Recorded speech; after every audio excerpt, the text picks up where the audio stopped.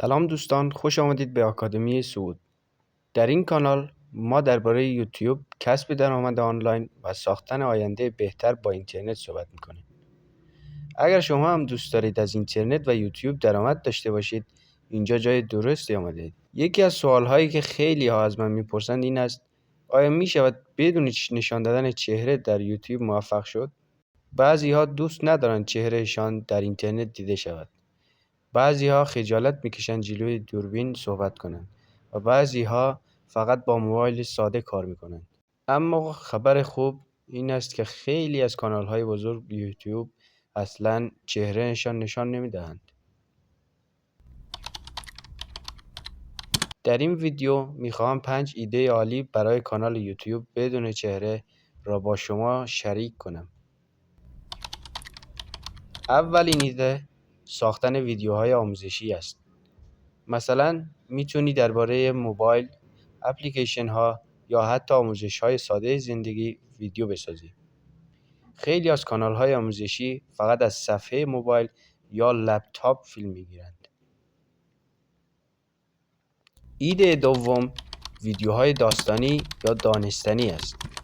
مثلا میتونی درباره داستانهای جالب، حقایق عجیب دنیا یا موضوعات علمی ویدیو بسازی.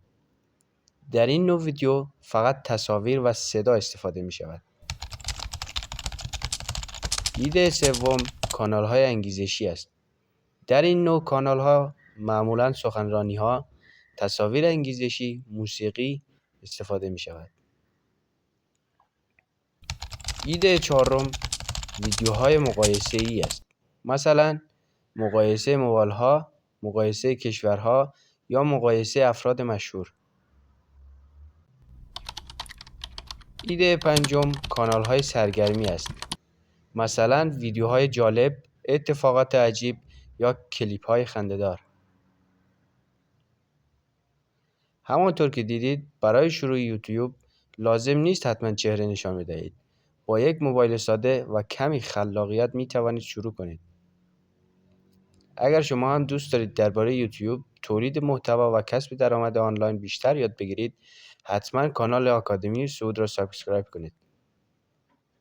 در ویدیوهای بعدی قرار است درباره رشد در یوتیوب، گرفتن اولین سابسکرایب و حتی درآمد از یوتیوب به صورت کامل صحبت کنیم.